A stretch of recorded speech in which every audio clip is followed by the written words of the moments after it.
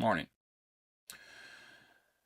In some of my previous videos, I believe I have disparaged to no end debate bro culture in the foolhardy way in which people go about trying to convince others of their ideas. And it occurs to me it might, maybe I should risk something. Present what I think is the appropriate way to persuade another person. So, I tend to think persuasion at its best tends towards being more supplemental rather than subversive. You're not trying to destroy the person involved, but more so create a more well balanced perspective on their part. That would be my idea. And beyond that, I think I've referenced the notion of beliefs as a type of ecosystem. Like, that's what you could think of them as. Like, they exist in consort with one another. They develop in consort with one another. And so they exist in a type of balanced-ish ecosystem, in theory, ideally. So introducing another thought to that, another idea, can very easily upset the order, and especially to a rather guileless mind. You can present an idea into their mentality, and they might very well take that and run with it. Take it to its logical extreme and upset the order of their own mind.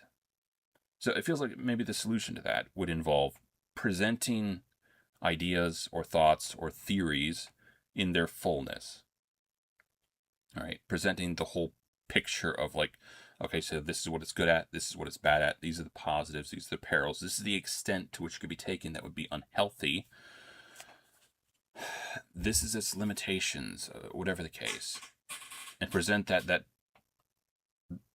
whole picture in such a fashion that they understand that this isn't just some sort of silver bullet, some sort of catch-all, and hopefully, in theory, that would help prevent the idea from becoming an invasive species of sorts. That's my theory, anyways. Moving on. We have some stuff to look at, a couple of videos. Alright, video by Chris Hansen here. The Hidden Danger of Accepting Social Norms. For whatever reason, Chris Hansen... did I say Chris Hansen? Sorry. Chris Williamson. Whatever reason, Chris Williamson is wearing a cartoonish bank robber outfit. And I think the other guys are wearing something too. I don't know what's going on or when it was filmed or whatever the area, but that's apparently what's going on. That's what they're doing. So, let's get into this. Hidden Danger of Accepting Social Norms. Sounds interesting, right? Speaking of football, do you know who Cristiano Ronaldo? Football is gay. I've been vaguely keeping up with World Cup, but I don't think I would even consider looking at it at any other point in time. Was named after. Go on. You're a big fan of football. So he's dressed up as the other guy's dressed up as some sort of Roman guy, I think. So, again, it feels like there's some sort of costume party or something. How do you know one of the most famous, maybe the most famous player on the planet? Who do you think Cristiano Ronaldo was named after? Well, it wouldn't be the Brazilian Ronaldo because they almost overlapped in terms of careers. Oh, is it Ronald Reagan? Yes. Yes. Wow. Would not have known that. My parents named me after Ronald Reagan because they both liked this name and thought it sounded strong. Ronaldo, whose full name is Cristiano Ronaldo dos Santos Aveiro. It's kind of strange because it feels like both, like an actor becoming president. Does that happen a lot?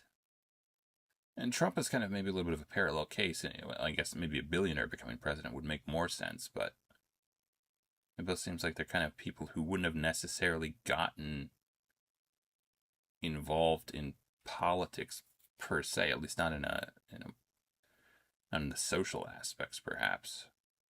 But they both ended up, Said I guess I don't know if they're actually to be compared with regards to their policies or anything like that, or what they're actually trying to do, but with regards to the foundation. EQ cover story. I know that my father admired him. Ronaldo was born February 5th, 1985, while Reagan was still president. The thing I always heard about Reagan was that he was a really good talker. Like, he was a person who could talk really well and is very smooth, very persuasive. That's pretty cool. of the United States, but according It's to probably Ronaldo, back in the day when actually like actors had to be a little bit more intellectual than they were these days. his dad was a fan long before then. Told Riley that Reagan was his dad's favorite actor. That said, Can't say if I've ever actually seen anything by Ronald Reagan. Was he pretty prolific? Maybe I'll have to look him up one of these days. he wasn't too sure how the Republican leader would have felt about Ronaldo's outfit in the GQ cover that accompanied the article. Let's just say it's not very conservative.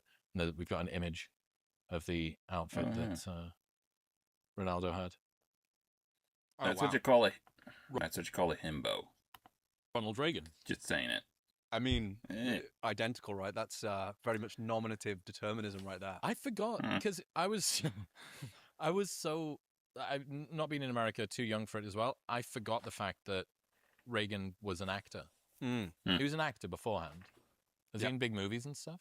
I believe so, yeah. Oh, okay. It's kind of the prequel to Trump in a lot of way. There's also, if you like, So it wasn't the only one. Yeah, this guy's dressed up as some sort of Caesar, I assume. And he's got the leaf thing on his head. Maybe that's just my simplistic worldview, but a senator? Is that what the senators wore? I'm assuming it's Caesar, because who would dress up as just a Roman senator? Although technically, Chris Williamson is dressed up as just a bank robber. But that makes more sense somehow. ballers' names, there's Sorry, I was just looking at this dude pushing the boulder up the hill. a South American player called I Osama should bin look that guy up sometime as well. Sorry. Big movies and stuff? I believe so, yeah. Oh, okay. It's kind of the prequel to Trump in a lot of way. There's also, if you like footballers' names, there's a South American player called Osama bin Laden, whose brother is, I believe, That's nice. called Saddam Hussein. Can you search ChatGPT? Very nice. Okay, so were Osama bin Laden and Saddam Hussein, were they both taken from the same... Were they both from Iran? So I thought Saddam Hussein was kind of his own thing. He was still in the Middle East, but he kind of was Kuwait. Is that where he was? I think he was from Iran, but I guess I don't know if bin Laden was either. And is it VIN? I think it's bin Laden and Saddam Hussein, two brothers in South America. This does sound too good to be true. And like you've been gazumped by it. Well, it's interesting, particularly like Presumped. I need to use that one. Brazilian names. They often decide their own names. So you've got Ronaldinho, Fred, Hulk, great name. That's a little bit of a... I don't know if it's, I would say, great name. It's kind of like a 5-year-old wanting to sound cool. That's what a 5-year-old would think. I want to be called the Hulk. Pepe. Well, Pepe's Portuguese, but they often just, Pepe, I could see that. That'd be interesting. unlike us, they just they don't often go with their own name. Yes, there There was we a go. Peruvian footballer named Osama bin Laden, Jimenez Lopez, often written simply as Osama bin Laden. Very good. He attracted international attention because it sounds almost identical to Osama bin Laden. Actually, in Spanish, it's even closer because V and B are pronounced the same. Some unusual details that have been widely reported. He said he was named after Osama bin Laden. His brother is... Well, it just occurred to me, if you're going to do like fascist dictators or terrorists, you could always try Hitler or Mussolini, though. Those would be kind of more archaic and evocative in my mind. Stalin, Trotsky. Trotsky, that would be an awesome one. Even that, like, I know maybe people would think you were in favor of the communism, the whole thing, but named still, Saddam cool name. Hussein, a Spanish spelling of Saddam Hussein. To avoid controversy, his jersey typically displays only Osama rather than his full surname. That's kind of funny.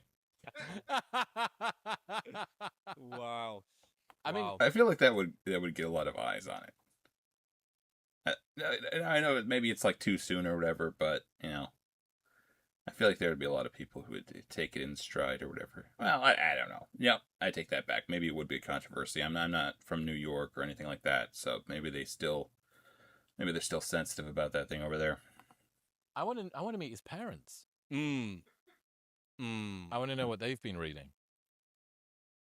You can just do things. Clearly, you can. You can't do just name your things. kid after the most famous terrorist of the 21st century. The year after 9/11 too. Oh, fucking Wow. hell, yeah. Holy crap. Yes. Dude. Shit, that was done 1 year. So really, hopping on the bandwagon post. That's buying Bitcoin while it's on a rip, isn't it? That Jesus feels like, Christ.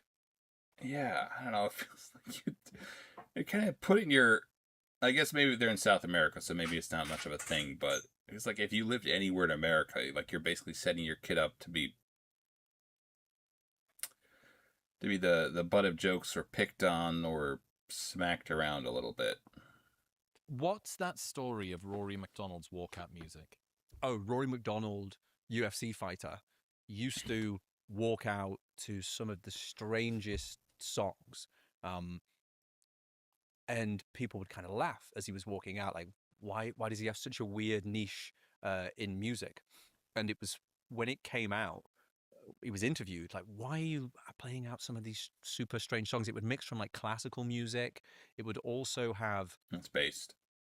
Well, I guess I don't know. Jared I like some classical music, but I don't really. There's not a lot of operas that I ever get into.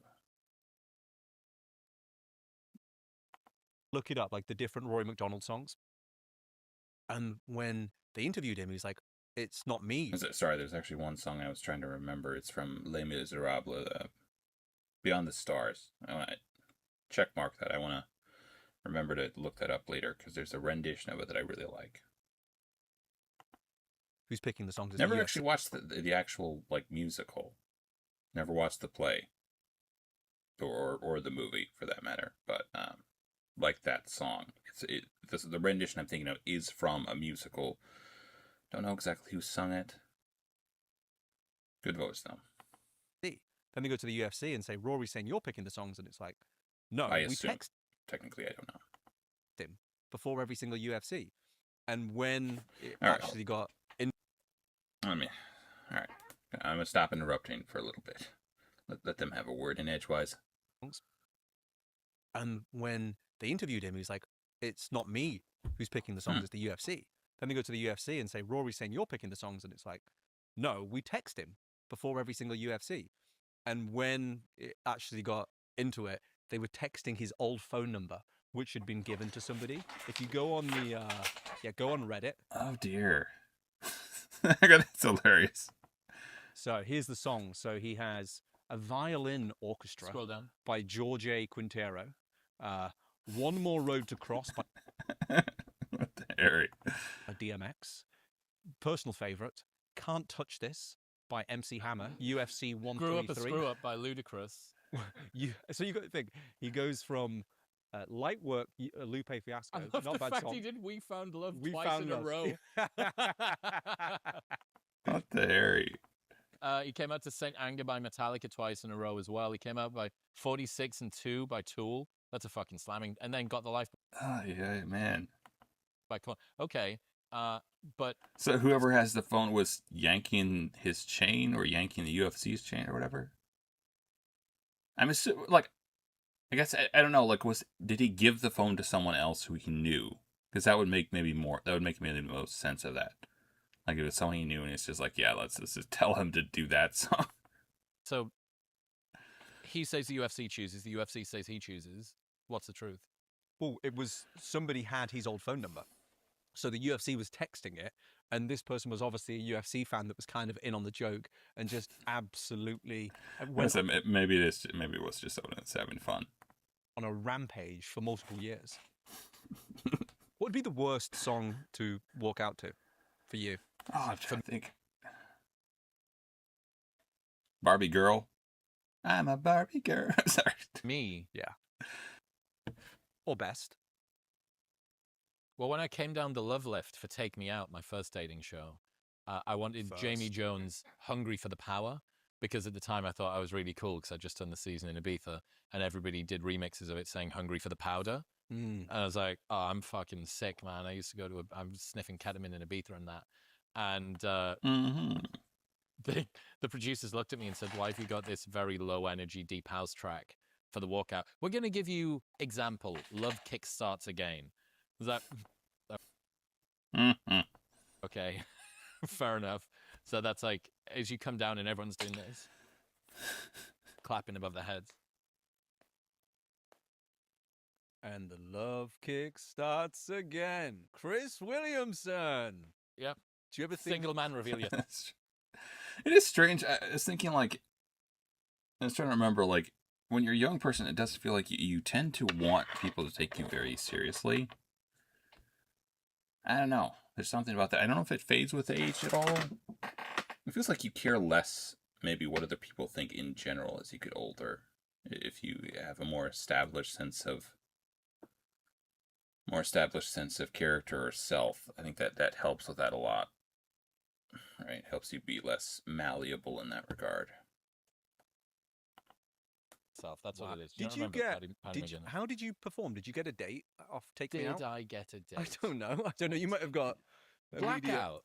The bloke before me did. Yeah. Everyone was backstage shitting themselves that they were going to get a blackout. How did you fare? I got on well.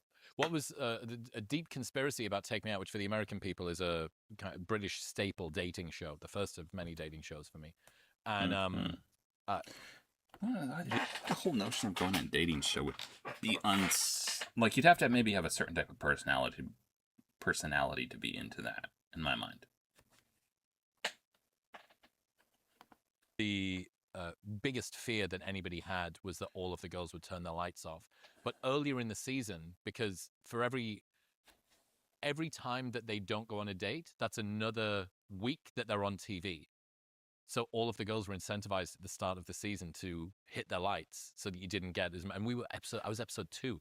So I was doing it on hard mode, mate. I was doing it on hard mode. Still had 11 girls to choose from at the end. Show me the incentives, and I'll show you the outcome. Yeah. Yeah, the ITV producers of Take Me Out do not. That's a very interesting dynamic, yeah. Have not read the Almanac of Charlie Munger. What is would my you- concern? What would you want to walk out to? What, to For a take, fight? Take Me Out or a fight? Because For- I see them both as the same thing. You've got to go. You already know. I think you've got to go Big Phil. Which song? Big Phil. Dun, dun, dun, dun, I think in the air tonight. Yeah, I'm both my fighting That music would- and my that love would- making music. that. 1.6 speed. Yeah, it's Well, yeah, 1.6 speed depending on the opponent, both in the ring. okay. and- So is it and- faster? Is it and who faster for Paddy's dating prepared. or faster for fighting? That's a great question. I think you probably. I've wanna- never really thought about, like, what would you want? Yeah. I don't know what I would want. I don't know if I would really want to do a walk-up writ large. I like it, just the whole notion of it's not my scene. slow it down a little bit for the dating. 1.4. Is that to make it feel like you've lasted longer? Yeah. Maybe something from AC/DC or something like that. That'd be cool, right? Right. I need that. We were talking I about mean, for the record, I don't even necessarily like heavy metal that much, but AC/DC has some pretty catchy songs. AI in writing Mm. yesterday. One of the Commonwealth Short Story Prizes appears to have been awarded to an obviously AI-generated story. This is a Mm. relatively prestigious prize. The prize-winning stories all appeared in Granta magazine, and the editor's response was basically a shrug. When asked whether it was AI-generated, AI concluded that it was almost certainly not produced unaided by a human, and a computer scientist claimed that the empty metaphors that often plague the prize-winning story and that plague all AI writing as well, they come from human-written fan fiction. Huh. So you probably actually that'd be interesting actually, because you would imagine fan fiction would probably be like one of the most prolific sources of literature that they have to draw from.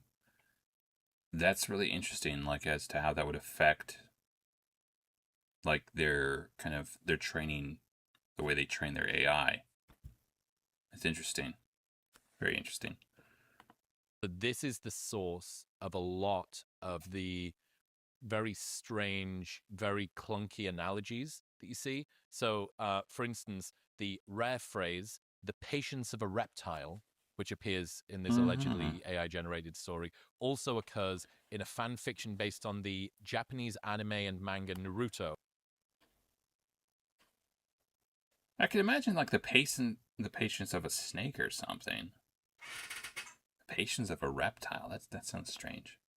There's no way to be sure that the LLM sucked it up, spat it back out, but it's worth remembering that a meaningful amount of the text inside of these machines was written by people who were playing pretend with anime characters. So the reason being, if you were to take the total amount of time played of people playing football globally, and you were to learn how to play football as a robot or an AI system by watching everybody on the planet play football, there are far more people that are bad at football than good at football. That's true. That's true. Again, like the whole notion of AI is a little bit strange, and it feels like I guess I find it strange that people think that AI is the future. Is the future like what, slightly different than the present? Are there no more grand steps to be taken, or like? Because that's what AI basically is. It's an iteration, a slight iteration on what already exists. It's not like, I think people give it too much credit, perhaps, and that's my take. I think the AI bubble is real. I think it will. Sorry. No, I think it's going to burst at some point here, and maybe there's a couple of companies that come out on top. I think overwhelmingly, it's like the Bluetooth was at one point. It was all the rage, and everyone wanted to put it in everything or whatever. There are all these AI startups happening. And I feel like if you tack that on, like there are companies who did nothing with regards to AI, and they're somehow just saying, yeah, we're going to do AI, and getting like tons of investment. I think that's the case anyways. So I feel like at some point, something's going to give. Something's going to give somewhere, and like a lot of this stuff is going to come crashing down. I'm going to guess a lot of these AI startups are going to be gone probably before a couple of years are out. With any luck, the price of RAM will go down then. Well, the price of computer components as well. Hopefully just in general. Anyways, there's my rant. There's my rant for the day. You will learn to be quite bad at football. And this is the same thing with writing. If you think about how few books that are written get published, how little writing is made for a book, and how many books that are written are actually good and go on to sell anything, I don't think that there's that much of a weighting in terms of the LLM. That James Clear's Atomic Habits on Moby Dick is worth 10 million times that of an anime and manga blog. However, by sheer numbers, the amount of bad writing outnumbers the amount of good writing. So, well, the AI doesn't know. Yeah, like he's saying, the AI doesn't know how to really distinguish, or like, because it doesn't really like things or dislike things. It can't tell good writing from bad writing. It's just all writing. So I think it doesn't really. It wouldn't really measure. It wouldn't really measure whether or not a thing is likable or good. It's more so popularity and sheer quantity that would make it prefer one answer over another. I think that's why sometimes when you look up the answers to a question or something, you might get, I don't know. Again, it's not determining, it's not like discerning what's right or wrong or good or bad. It's just perhaps more popularity of an answer or how prevalent it is. So I don't know. I don't know. Sentence from that story, but a belly sound as if the earth swallows a shout and holds it there. Well, there's a problem in that too, because like with regards to people, I tend to think that some beliefs are held because they make sense, but not all beliefs are held because they make good sense. Some are held because of convenience, some are held because they're nice to hold. So the notion that AI is just looking at all of these things and not maybe discerning which of them actually make sense and which of them, I don't know, it's not like it's actually thinking them through. That's a kind of a problem, it would seem. Pretty jarring. So, who's this guy, by the way? I'm assuming this is this Aristotle or something? not really what you find in good writing. Don't worry, this might have been potentially drawn from a fan fiction webpage, The Fall of a Phoenix, where the original sentence was, he swallows a shout of pain, breathing heavily, his whole body trembling. Another sentence, his eyes narrowed against the glare outside and the darker glare inside him. Eyes narrowed against the glare outside sounds like unnecessarily vain and ominous in a way that's unnecessary. The reason could be that it was drawn from a random horror blog, the original sentence being his eyes narrowed against the glare of the halogen strip lights. And speaking of the darker glare, whilst I don't know. It does seem a little bit strange. is pretty common, it appears in another fan fiction story. So basically, They were saying that I don't know if there's some words that just normally show up in like AI stuff. you can't work out what's inside of an LLM's brain, which is probably for the best. But it's entirely possible that when you prompt it to write fiction, it's not scouring through the greatest works ever put Yeah. together. It's looking at like random fan fiction, manga, and anime websites written by somebody at 2 a.m. who really shouldn't have been doing it. Well, Hmm. what makes sense there, and Probably again, on drugs too. Some sort of stoner. snapshot in time, 6 months, 12 months from now, this may be completely different. But what's interesting is on a coding side of things, it's currently way more capable than the writing side. And I wonder if that's because code itself, it's a lot easier to come to an objective conclusion. So thing did compile, thing didn't compile, or thing did work, thing didn't work. Well, imagine you could ask AI some sort of maths question as well, and it would probably spit out, I assume, the correct answer. I've been looking at stuff with regards to PCs, and it feels like in a scenario in which there is kind of like objectively correct conclusions, and there's not like a lot of conflict on a subject or something like that, where pretty much everyone agrees this is what it is. I feel like you can get AI answers that are pretty good, but I still don't trust it. And again, it's not like it's thinking these things through. I think it's probably just discerning what is popular. I don't know if that's necessary. It might be right, but every now and then it will feed you a line of bullshit that is astonishing. Oh, these are the water bottles. Never mind. Button appeared, button didn't appear. Whereas with writing, it's so much more around taste. It's so much more subjective. So it's harder to almost give the feedback loop of success or All right, failure. I want to get to the point where they actually talk about the danger of accepting social norms. Beckham versus Pitt. Do trends in the truth behind chicken the greatest? We experience. Are men homophobic? That sounds interesting. Why cash flow, life lessons. All right, we're gonna go here. Dope. Oh, so that was an advertisement. Sorry, you can. There you go. Vementos, Modern Wisdom. You can go check that out if you want. No, Live Momentous. That was something. Dopamine websites. I assume that's his link.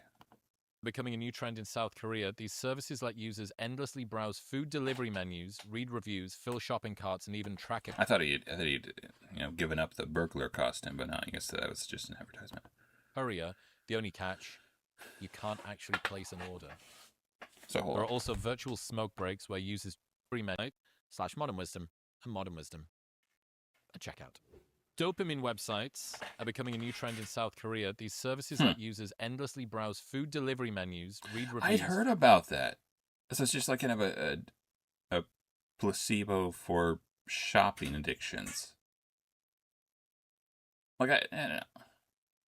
I'm not saying it necessarily wouldn't work per se, especially maybe with more benign stuff, but it feels like generally speaking, I just would say you have to figure out a way to. I've said this before. You have to figure out a way to deal with it in a natural sense. Taking some sort of drug or some sort of temporary solution for a permanent problem. No, you have to actually figure it out. That would be my things. I tend to think like that. There are no shortcuts in life. If there is a shortcut, there's probably a reason people aren't using it. That's my thing. And it feels like taking drugs or using this type of balm for your shopping thing. I don't know if it can really help. Fill shopping carts and even track a courier. The only catch, you can't actually place an order. Hmm. There are also virtual smoke breaks where users join anonymous chat rooms and socialize with strangers, recreating the feeling of taking a break without smoking a single cigarette. The idea is simple: get the familiar dopamine hit without spending money, smoking, or giving in to other impulsive habits. Hmm. I saw that, and I think the argument a big argument you'll see online is this behavior is happening in Asia, therefore it's going to downstream happen in the West. And I think it's a little bit of a coin toss. Sometimes Asia is ahead of us, but sometimes it's just such a different culture. Mm. So I think it was Hmm. Yeah. They I got guess much I haven't really studied any of the correlations between what they're doing over here. product manager was talking about Here's a question: Are Russians Asians or Europeans? Because I imagine their culture would have a lot more to do with maybe European type stuff, especially in Western Russia. But I guess I don't know. They're on the Asian continent. I kind of think of similar things with regards to North Africans. Because you'd imagine just because they're in and around the Mediterranean, they might have more in common with Southern Europe or Europe in general rather than Sub-Saharan Africa. They're on the same landmass, but I don't know. It just feels like how they'd release a new feature and they'd test it often in the Philippines. And there'd be this crazy reaction. And they go, we have to launch this new feature immediately. Mm. And the amount of times they'll then test it on the West or anywhere else in the world and it wouldn't work. So they actually it is strange. ban doing tests or stop doing tests for a lot of Specifically in the features Philippines. in the Philippines because their phone usage is so different to ours. They spend so much more time on their phones than any other part of the world. So it's just Why is that? we're, That's what I was wondering. Like, would it be just like weather or? where is it like a human thing that's these people are just ahead versus where is it just a cultural thing? Have you ever come across Montaigne's lists? No. Do you know who Montaigne is? Philosopher? Montaigne, yeah. So French philosopher. Would be fascinating to hear his perspectives on the old Q debate. But Montaigne used to have lists that he would keep of what different cultures thought were acceptable throughout history, just so he could remind himself that this whole thing is largely made up. It's largely social contagion. So some of my I don't know. I guess I didn't think like the reason why we are where we are is because what we're doing now probably works, right? I have I don't know. I know a lot of what is socially normative is probably there's a good bit of it. I guess I don't entirely disagree. I think there's a good bit of it that is just, hey, this is what we started doing because someone popular tried it or whatever, or we decided we liked it. And there's a lot of variability to functionality, I think, but I think there are some things that are more intuitive, more universal. like favorite from Montaigne's lists. So one, where it's normal to grow out your hair on the right side of your body, but shave everything on the left. Where white That's strange. teeth is deemed as unattractive, so they purposely get their teeth blacker and blacker and blacker. Also, extremely strange. Where at a certain age, you're supposed to kill your own father. When you and your father hit a certain age, you say goodbye. Another one of Montaigne's See, that's again, like, okay, so I'm not saying there aren't societies where that is the case, but there's probably a reason some societies never rise to the forefront. I mean, hot take. There are reasons certain third world societies are still third world. Like are crocodiles eat their own young or whatever. Like bears will kill the children of a lady bear in order to. Now, I agree that these things exist, and probably they seem normal to whoever's doing them, but I'm also thinking just because it exists and it might feel natural does not mean it's advantageous. We'll say it that way. when at a funeral, you're supposed to chop up the dead, grind them to a pulp, pour it into wine, and then drink them on the day of the funeral. And a final one for you actually, Christopher, because I'm sure you've attended many events like this, which is certain cultures for their weddings, the success of a wedding was judged by how many of the groom's friends could sleep with the bride, which I know is actually quite common in the northeast of England. What the Harry? Again, I agree they exist. I agree they might even seem natural to people involved. I don't think that's advantageous. That's Yeah. only if they're family. So Montaigne kept these lists to himself, like more and more and more and more examples like that, just to hold a mirror up to himself and the times that he's in. So he's collecting Well, weird. and beyond that, like, it is kind of something to be remarked upon that it's nearly impossible not to get used to things. So if you're in, like, whatever culture you're in, for it, like, it feels like it takes a conscious effort on the part of one, like a constant and conscious effort to not blend in and to not get used to where you are and what goes on there, to actually stand against the tide a little bit in that regard. It's yeah. cultures that we would find strange and that then Hmm. norms are different to ours in an attempt to try and highlight, hey, whatever it is that you think is normal is just consensus because of where you are, and if you were to be somewhere else, your consensus would be totally different. Yes. Do you want, I tell you what, do you want a list of, I was thinking, okay, let's say Montaigne came back today. I was writing this chapter recently. So let's say Montaigne came back today and was like, well, what's normal today? So normal consumes 17 teaspoons of sugar per day. Normal has $104,755 in debt. Normal is 30 pounds overweight. Ozempic That's not a... pending. Normal averages less than 4,000 steps per day. Normal spends 90,000 hours of their life at work disengaged.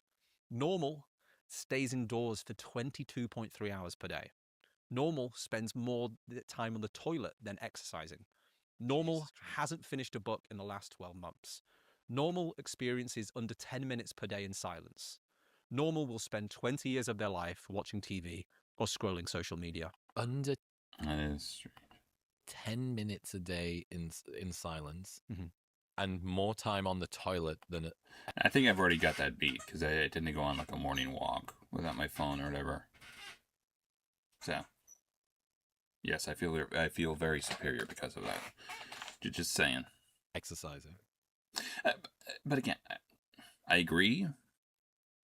Cultures have different normal things they have different ideas of normal. Your idea of normal, in fact, is it's just shaped by where you are and what you are. What is done reliably becomes normal to you, probably. But I feel like that's like I think people use that sometimes as a way to say, "Oh, this is just all arbitrary. None of it's intuitive. It doesn't have anything to do with any sort of functionality or anything like that." I don't think that's the case. I don't think that's the case. Averages.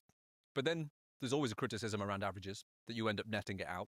But when you begin to look at, this is just what's accepted today, and maybe tomorrow weddings will be back that you like to attend. In the 1830s in Massachusetts, beards were so uncommon and strange that a man named Joseph Parker was mocked and shunned for wearing one. Assailants tried to That's strange. forcibly shave him, but he fought them off with a knife and was imprisoned for assault. He refused to pay his fine or court fees, so he remained in prison for over a year, and this, at least, gave him the excuse to create an all-time classic tombstone. Oh, wow. Oh, sweet. The right to a full That's what you call like the OG flipping the bird.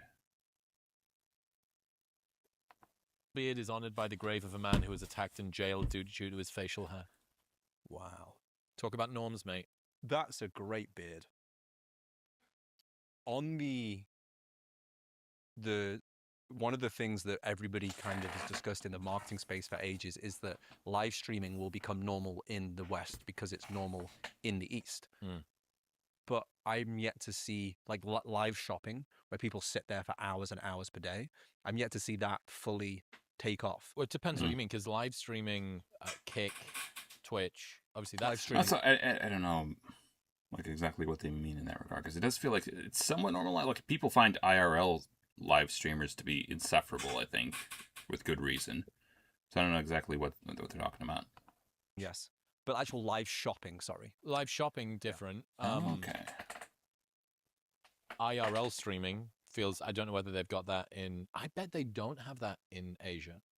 You know, the IRL stuff where people are walking about. Well, there are seems quite a few occasions in which Americans / people from the West go over to Asian countries and act like utter turnip heads around those people. So they probably, maybe even more than people in America, are really not liking the whole IRL streaming thing. Again, with good reason. Sometimes causing nuisance and doing predator stings.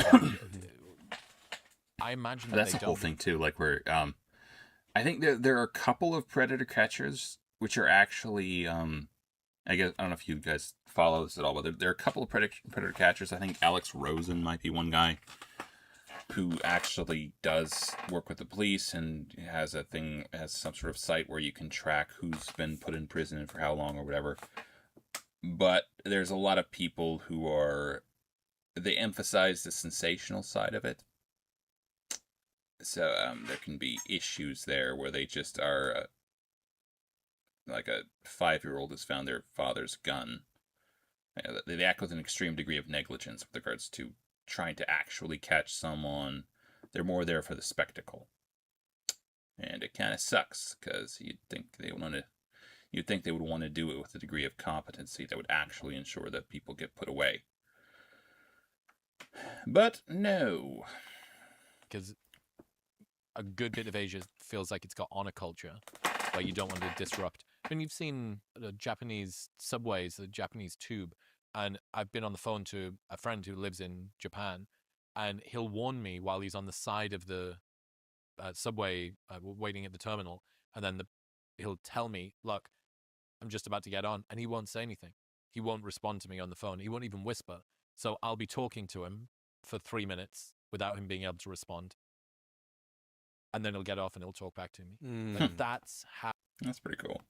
and he's not native Irish. Interesting in any case. And that's how much reverence people have, just complete silence. So they're playing your drill rap on the back of the bus. Not even whispering, not even talking to each other. Wow. Isn't that crazy? Do you know that? I didn't know that.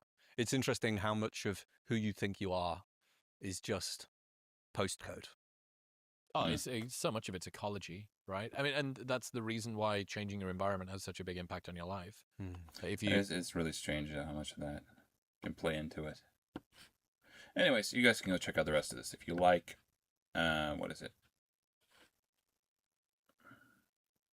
Chris Williamson, The Hidden Danger of Accepting Social Norms. George Mack. I guess that's the other guy. Right. Moving on. I mentioned a couple of videos ago the Anita Sarkeesian woman who was kind of at the head of Gamergate and that whole thing that happened. So this is actually a video about her by Gamer from Mars, the most hated woman in YouTube history. So we're going to check this out. All right. It looks like he's winking. Perv. Events that caused the most havoc in internet history. When thinking about events that caused the most havoc in internet history, I would say one of the main contenders would be Feminist Frequency, a crowd-funded YouTube series that would bring video games to the forefront of the online culture war. Run by Anita Sarkeesian, this unassuming woman would go on to be... Yeah, I feel like that shade of lipstick is not... In general, I guess maybe that's just me. Like, I grew up in a place where kind of women didn't really wear makeup. Like, it is... So, it's kind of one of those things. Maybe I'm just not used to the notion of makeup. I just don't like the really bright red thing that women get sometimes. It's not my thing. One of the most controversial faces on the World Wide Web, with claims of collusion and theft still lingering on to this very day. But after over a decade, that looks all right. Again, I just can't stand the whole, like, yeah. to ask myself if this vitriol was really justified, which led me down an extremely Blue hair. Danger. Danger. Untouchable. Demon. convoluted rabbit hole as I tried my Get best her away. to take an objective look at the rise and fall of this once online titan. So today, that's what I'm going to do. The daughter of Armenian immigrants, Sarkeesian's parents moved from Iraq to Canada in the 1970s. Wait. Armenia is an actual country. Sarkeesian is Armenian, and her family is from Iraq. So they moved to Armenia and then to what? What the what? Maybe you have to look up Armenian now. Her father worked as a computer engineer while her mother was an accountant. Anita was born in 1981 and raised outside Toronto with her older sister. While people have since questioned her gaming background, what I can say for certain is that her family owned an NES, which she played at around the age of 5. When the original Game Boy released in 1980, I still remember these old types of stuff. Remember we had like a game with a bow that you would shoot cougars or stuff. Mountain goats? That's really fun. No, mountain lions. I'm assuming it was a mountain lions, not cougars. Mountain lions and mountain goats. Yeah.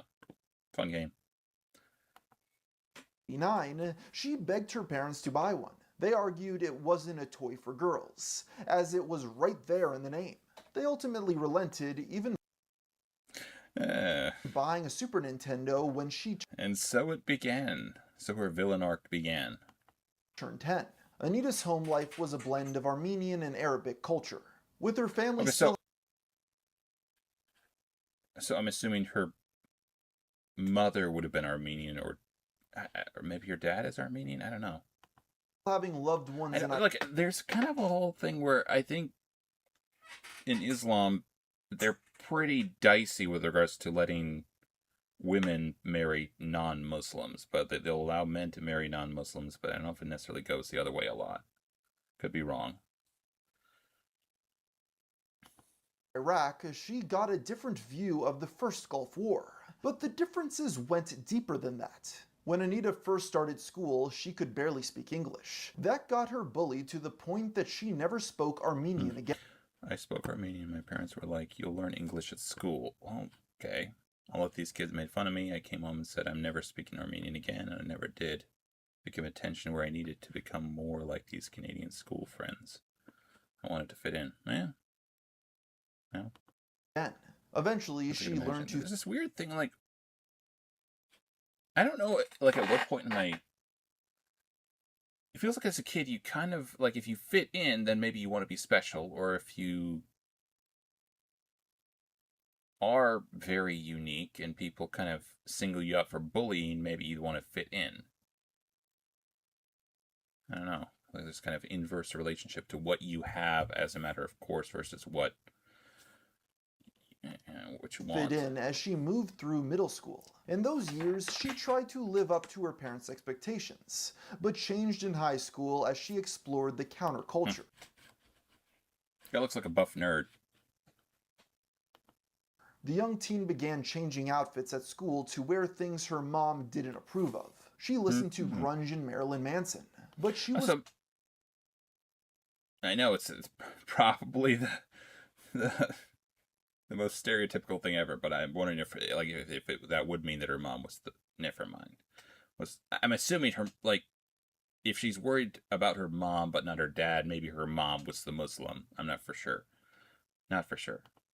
also self-admittedly a bossy kid who had to be the center of attention. This led her to get beat up several times. Go! Dear heavens above. I didn't fight back. I remember being like, "Oh, someone's punching me. Cover your head and wait till it's over." And then they just got really bored. When she turned 15, her family moved to Orange County, California. It disrupted her... Do women get into fights as kids? Because that kind of suck if it's like a boy beating up on a girl.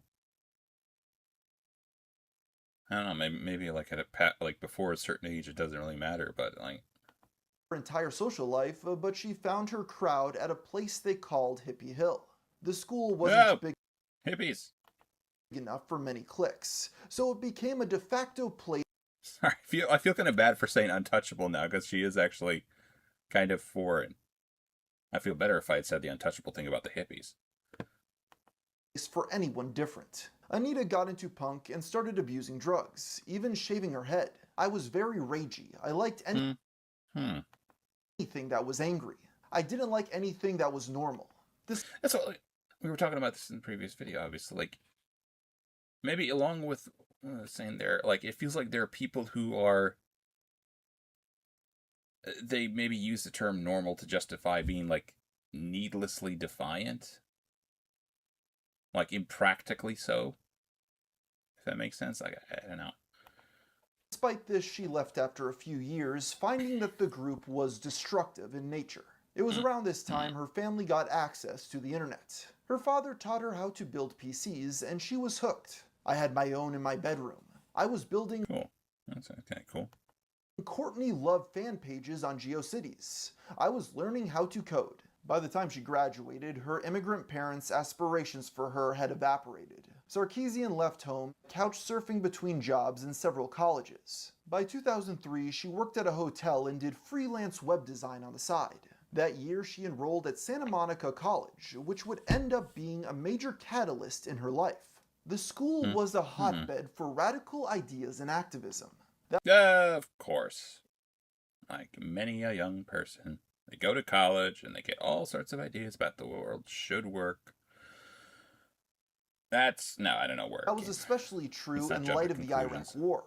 She participated in protests, which encouraged her to dig into political theory. It was a class on intercultural communication that taught her public What could go wrong?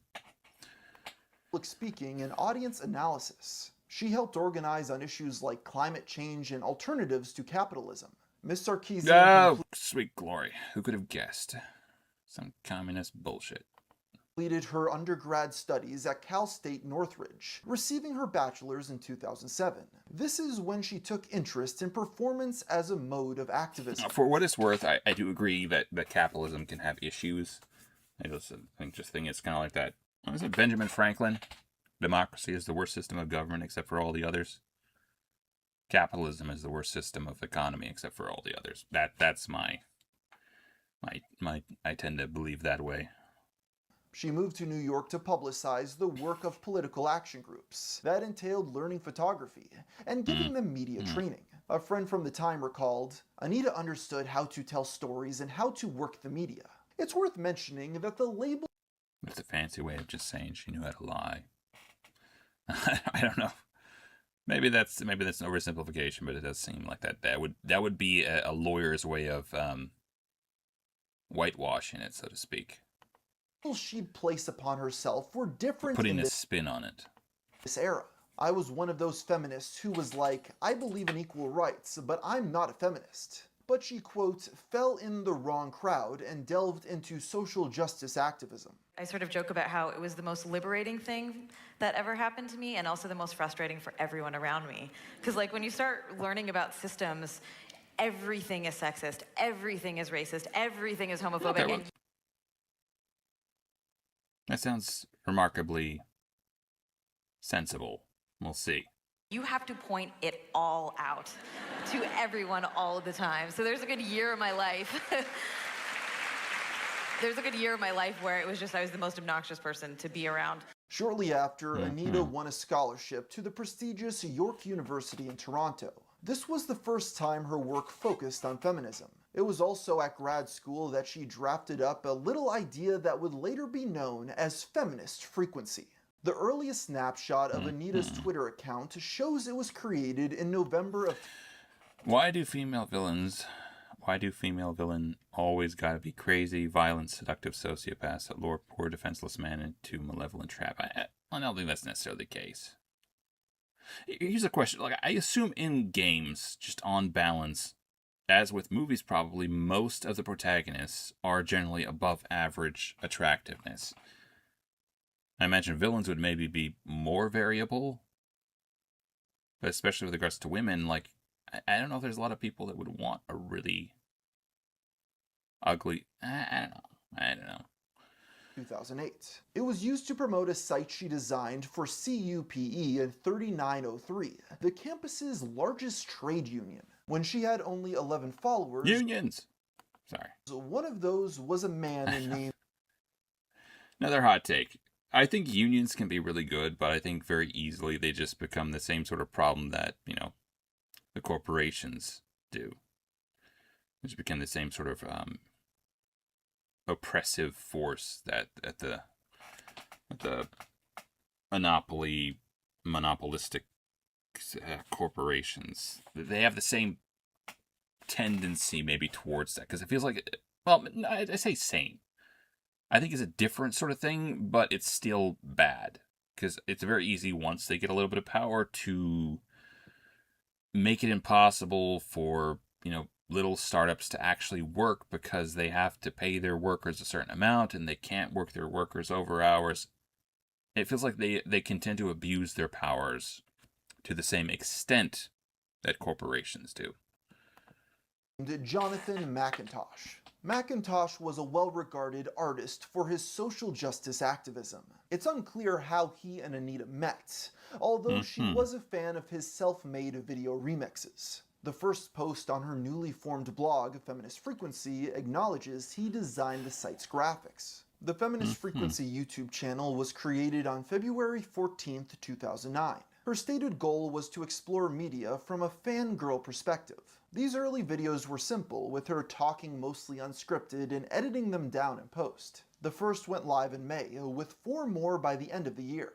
Her subjects included Twilight, True Blood, and Veronica Mars. The last was the Bechdel test, a measure of the representation of women in fiction. While the term was broadly understood in academia, she helped popularize it to a wider audience. This video was so big it was even shared by Roger Ebert and received 20,000 views, a pretty decent accomplishment at the time. And this was at its core. I have to look up the Bechdel test. Give me a second. Right. Bechdel.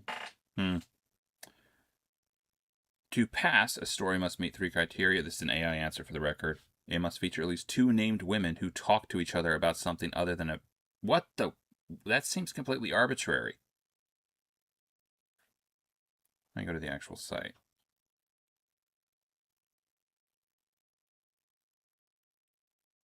Yeah, Bechdel test. I don't know how reliable this site is. It might be as bad as the... It has to have at least 2 women in it who talk to... The first one, it has to have at least 2 women in it. Number 2, who talk to each other about. 3, something beside a man. The test was popularized by Alison Bechdel, Bechdel's comic, the name of which Google won't let me put on this page for inciting hate.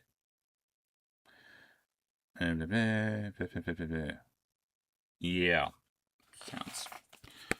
I don't know, it just feels kind of arbitrary in my mind.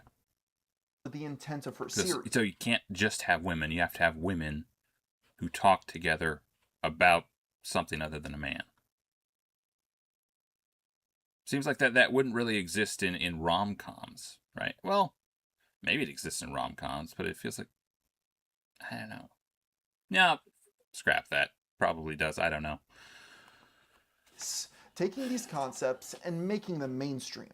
I think that popular culture is a common language that we all speak. The poet Muriel Reichsire wrote that the universe is made up of stories, not of atoms, and I really like that quote because I feel like pop culture is one of the ways that we learn about ourselves and the world around us. In March of 2010, Anita was invited back to Santa Monica College for a lecture. This will come up again later, but for now it's notable for spawning her first video about gaming. As part of her presentation, she created an edit in the style of Jonathan McIntosh's work.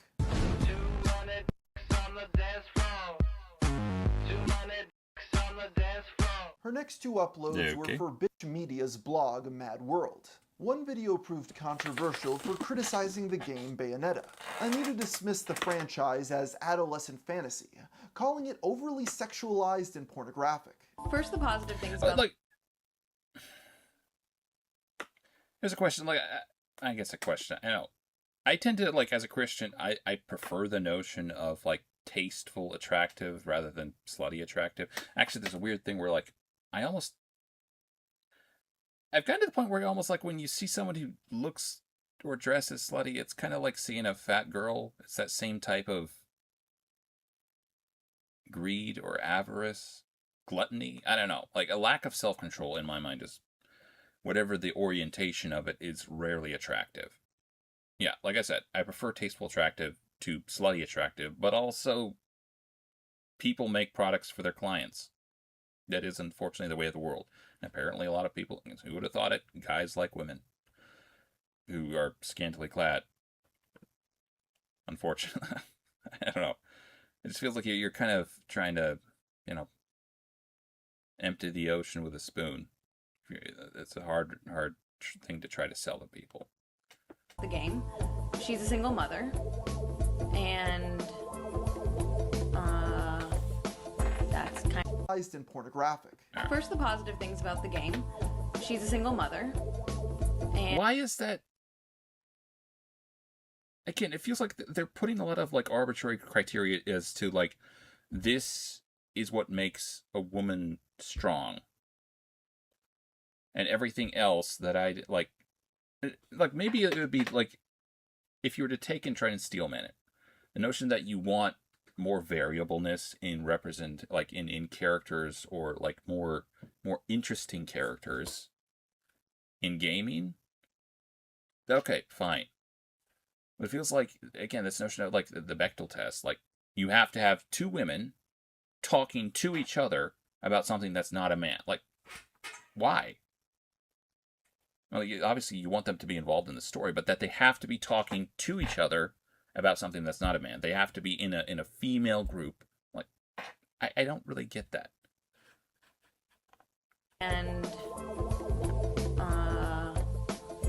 that's kind of it. Her video primarily centered around the game's advertising campaign, which had a billboard that invited passerbys to strip off flyers until the main character was nude. Anita argued it encouraged sexual harassment. The video was bombarded with dislikes until being set to private. It was her first significant wave of backlash, with the comments changed to require manual approval. That June, she completed her master's degree with a thesis called "I'll Make a..."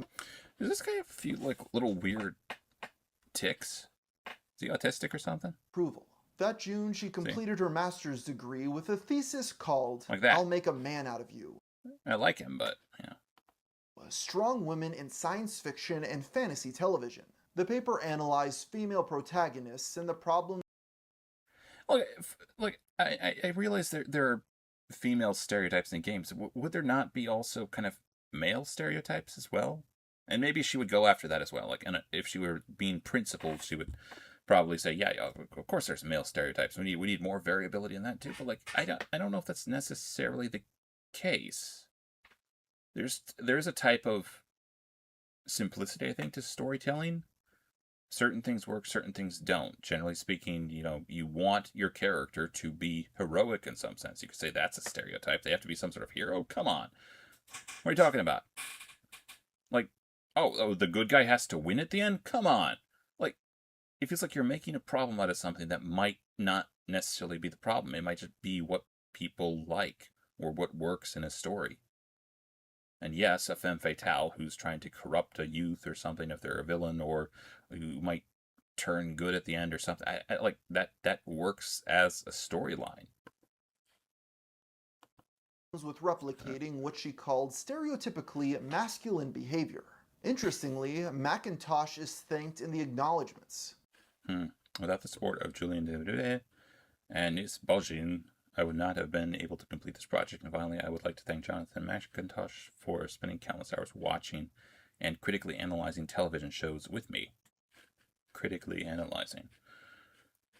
Bad news. With that, she earned a master's in social and political thought. And as she shit. What could possibly go wrong? Her studies, her YouTube channel became more active. While it garnered an audience, she didn't see much growth until a new series called Tropes vs. Women. Throughout 2011, Anita examined plot devices she felt perpetuated offensive stereotypes. They include included the Manic Pixie Dream Girl, women in Yeah, sure, women don't have those. Again, like, maybe she would. Maybe she would have the same energy. I don't know. And again, like, I don't know if it's necessarily a problem. I could be wrong, but, like... refrigerators and the Smurfette Principle. Her videos about the demon seductress and the mystical pregnancy both hit 30,000 views within months. But easily the most popular was episode 6, The Straw Feminist. This criticized what she felt were over-the-top villainous portrayals of feminists in media. She argued they were used to imply we live in a world where gender inequality wasn't an look, and to be clear, there would maybe be a world in which, like, before this went off the rails, it's kind of one of those things where sometimes you only see the sometimes you only see the danger of a thing when you see it taken to its extreme. So there might have been a world in which I would have agreed more so with what she's saying, but it feels like especially these days it's gone way far the other way. issue. And this video got over 140,000 views, although not all of that was positive. It got enough traction for a rebuttal from the man, the myth, the legend, TJ Kirk, aka The Amazing Atheist. His video titled, Everybody's a Crybaby, is about several subjects. He begins by mocking people offended by racist Halloween costumes, including blackface. Halloween costume, like, oh, there's a black chick, and oh, look at this picture of this white girl dressed like a black girl. Oh, that's offensive to me, because it's not a costume, it's a culture. This leads into his discussion of Anita, or as he calls her, Anna Sarkeesian. There's a chick, a female woman, I don't know what they want to be called. She's a feminist. Her name is Anita Sarkeesian. She runs a YouTube channel called Feminist Frequency. What she literally does, she watches TV shows and movies and points out how they're sexist. This video is so important because Kurt was the first of many to start portraying her as claiming media was corrupting, framing Anita akin to the video games cause violence crowd of the 90s and 2000s. The thing is, this actually wasn't Anita's premise of any of her videos at the time, as her argument is that it reflects harmful views on our society, not that it causes them. I think it's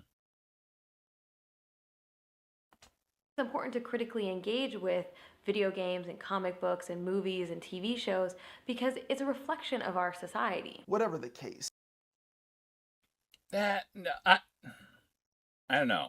Maybe, okay, so he says at the time.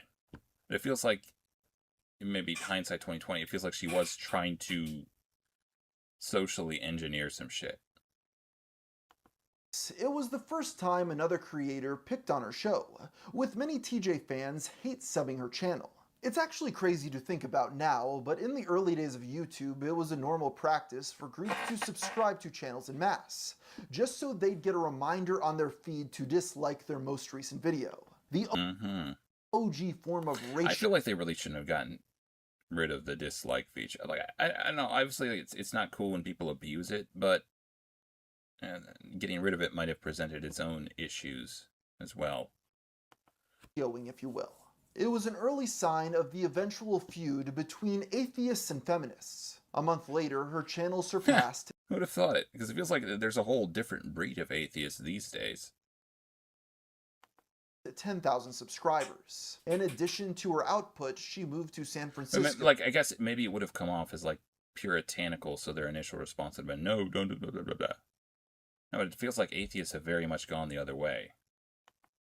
To lead several creative workshops. She also spoke at the Women, Action, and the Media Conference in LA. The activist was building notoriety, which only grew as she covered broader topics. In early 2012, she released 2 videos criticizing LEGO for its gendered marketing. Strange. That is... Again, people make things for the people who buy those things. Like, the notion that there has to be female representation in games, like, no, there really doesn't. It's like saying there has to be paraplegic representation in marathons. Where are all the paraplegics? Am I saying that right? The people who are paralyzed. We should have more people who are paralyzed in marathons. What, are you trying to keep them out? Like, what? No. But, people who can run tend to run marathons. And yes, guys probably tend to play video games far more than women. So the notion of, like, no, we need to put women into gaming for the primarily male audience, but we need female representation. Like, yes, there are women who play games, but again, primarily it's men. I think even with regards to movies, primarily like the majority demographic of people who go to theaters would also probably be men. That's I imagine that's more varied, but like the notion of like you can't make a type of bespoke item, that you can't tailor your product to the demographic which overwhelmingly buys that thing. Like, it feels entirely counterintuitive. And kind of like you're well, maybe willfully or inadvertently kneecapping the whole thing. I think in her case it's just kind of, no, we need this to happen. Or maybe she thinks that like tailoring them for men in that regard causes trouble or something because they only believe in these. Like, I think generally speaking, like this isn't the case of like porn or something like that where people who have never had sex get a very warped perspective of sex, right? Because I could buy some of that stuff. Most people, believe it or not, have met or know women. They have women who they so maybe on some level, like, some stereotypical representations of women could affect the way people perceive women, or the way some people like treat women. But I feel like if playing a video game makes you treat women like shit, I don't know if playing a different video game that treated women better would make you not treat women like shit. Like, I don't know if the video game is the primary factor there. You just seem like kind of a jackass. And it feels like they were kind of maybe a cartoonish representation of toxic male behavior that became more prevalent maybe recently. Like, I guess, I don't know, maybe stuff like that did happen, but I don't know if I've ever been in a group where that was the case. Like, you pick on girls, sure, but the type of over-the-top, like, show us your boobs or something, like, I can't really imagine that's... Maybe it's a thing. I don't know. Never been a part of something like that, in any case. This is the time period that Anita and Mac... And admittedly, the record, live in a pretty religiously conservative type of thing, so that probably wouldn't have been a case. But like, I imagine there would be other. I don't know. It feels like that type of thing was maybe hyperbolized a little bit, at least. Macintosh claim that they both met each other. This is weird because we have archives showing that they definitively were talking to each other 5 years prior. Regardless of this discrepancy... What's the case here? Macintosh claim that they both met each other. This is weird because we have archived anitizing Lego for its gendered marketing. Strangely, this is the time period that Anita and Macintosh claim that they both met each other. This is weird because we have archives showing that they definitively were talking to each other 5 years prior. Regardless of did they mean like in real life or something? This discrepancy, here Macintosh would say about Anita, she's very personable and friendly on screen and off. She puts everybody at ease, and that comes through on camera. Both videos, as well as her next about the Oscars, got hundreds of thousands of views. By May, her channel boasted over 2.5 million views and 20,000 subs. This is also when she was invited to speak at Humber College. While it's difficult to verify due to a lack of archives, this is when her channel apparently caught the attention of 4chan. And the more popular I get, the more I get. Like 4chan has found me, and they're atrocious. And they purposely they subscribe to my videos so that they know when one comes out so that they can attack me. Anita mentions planning a research study about the harassment women face on YouTube. Admittedly, that's probably not super cool, bro. Like, you can certainly dislike people, but like harassing people is not the the best of. Well, I guess I don't know. Is she saying that they're harassing her? She says they subscribe to her so that when she puts out a video, they can dislike it. Maybe she's getting a whole bunch of hate comments too. I don't know. This lecture was filmed in March of 2012, with her idea laying the foundation for a new project, one that would launch her to the mainstream and break the entire internet. While Anita already planned to discuss gaming, it didn't materialize into a bigger concept until her videos about LEGO. They caught the attention of Bungie, the developers of Halo. The company invited her to give a talk. Oh, I'm excited to be speaking at Bungie Tweets this evening about strong female characters.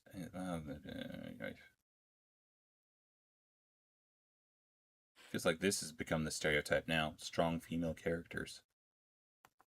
At their Seattle office.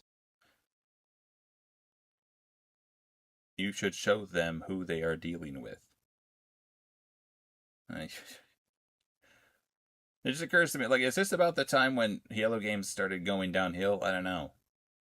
I feel like there are not a few occasions wherein activists and or feminists and or whatever getting involved in gaming stuff has tanked it a little bit. It was her first time at a corporate space about games, so she had to do research with Macintosh. Anita ended up playing many titles she didn't really like and would never have played otherwise. That was reflected on Twitter, where they live tweeted, "I'm in serious video game research mode. Sadly, gotta say many of these games aren't very friendly to women. Been researching the history of But are they good games? female protagonists in video games for feminist frequency. It's honestly making me depressed for humanity." She visited Bungie on March 13th, and now holding a baseline understanding on the subject, she left with ideas on how to explore gaming further. It was also at this time that the concept of crowdfunding projects hit the mainstream. So I had this format that I liked with Tropes vs. Women, the original series, and I kept hearing about this thing called Kickstarter. If I'm going to do it, I might as well try to get paid a little bit. And with that, Anita launched her campaign on May 17th, setting a goal of $6,000. She promised 5 videos, with each focused on a different reoccurring plot device. It was funded within 24 hours, with the earliest snapshot showing over $9,000 from 344 backers. This is important because its success predates any backlash. In fact, she raised over $17,000 before promoting the project on YouTube. That proves there was enough interest for it to succeed without any of the controversy. The outrage didn't begin until after one seemingly mundane upload on June 4th, 2012. Have you ever noticed that, with a few notable exceptions, basically all female characters in video games fall into a small handful of cliches and stereotypes? I'm Anita Sarkeesian, and I run the video web series Feminist Frequency. The video was... Look, again, is this unique to women? Don't most men in video games fall into a few cliche stereotypes as well? Like, it would be nice, yes, to write complex characters, but if it works, it works. I don't know if that's unique to just female. Immediately flooded with dislikes by a larger wave than ever before. Within days, there were over 10,000 negative comments, until she finally disabled them on June 16th. What's interesting is, unlike previous videos, these messages weren't set to manual approval, so the whole world could see them.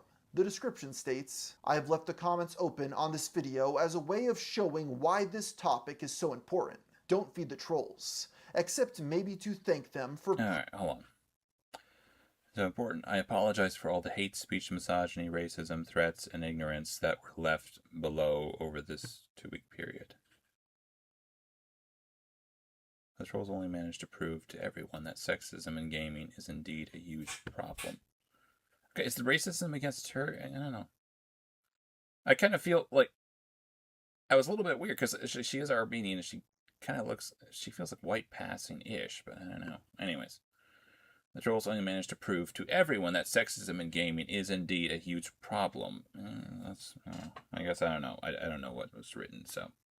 Proving to everyone that sexism in gaming is indeed a huge problem. This implies they were intentionally left on as bait, becoming the basis of a blog post 2 days later.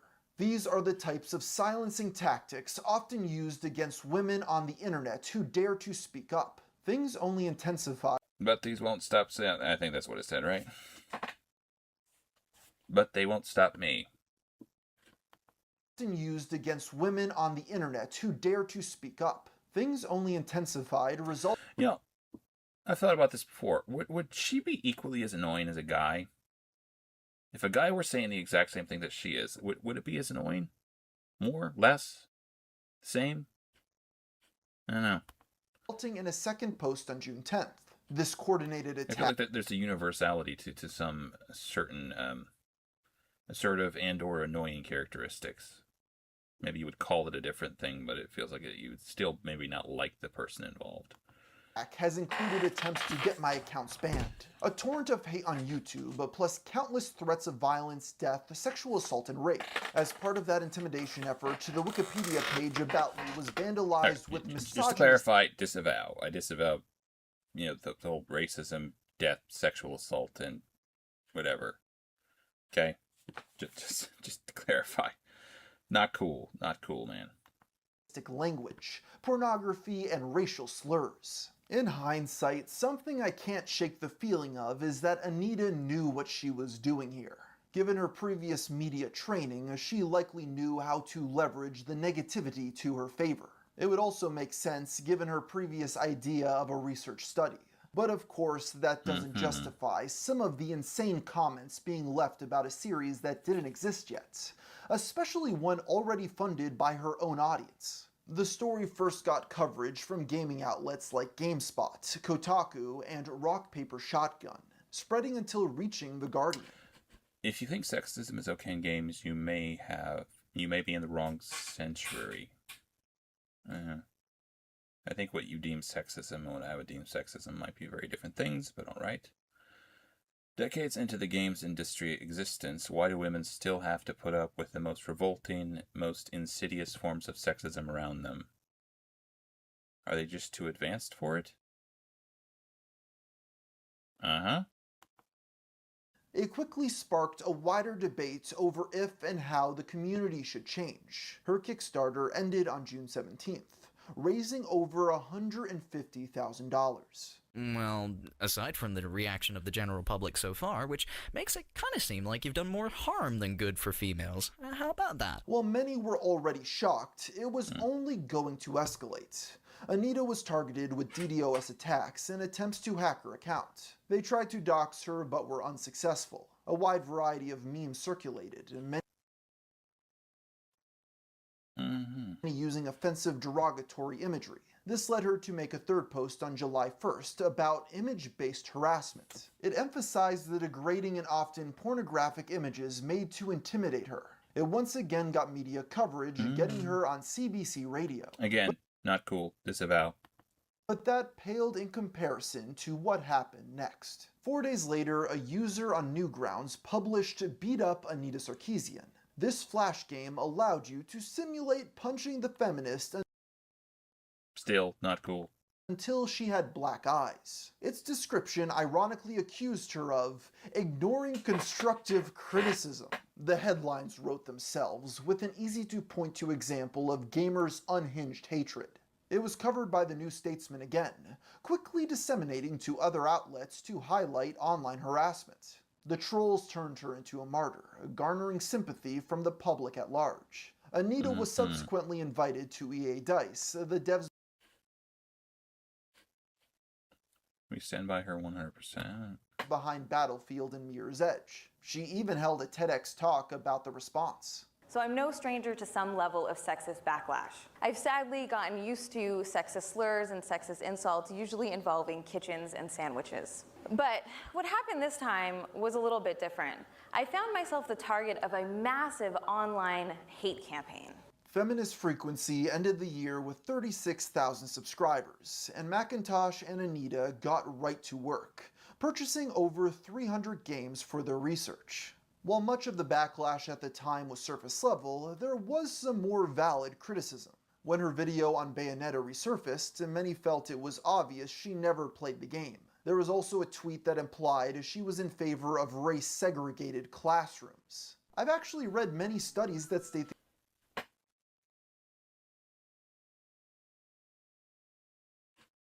Okay. the opposite, that gender-segregated classrooms improve learning, same with race. It's worth emphasizing that the story of her trip to Bungie wasn't yet well known. Many questioned her intentions with approaching video games at all. The first of its kind came from a channel called Instigative Journalism. Part 1 examines the activist's master's thesis. Anita argues in it that strong female characters still aren't feminists because they're only pretending to be men. The YouTuber points out contradictions. I don't know, it does seem like it's indicative of what they were trying to do in more recent years with creating strong female characters. I don't know if she would still feel that way.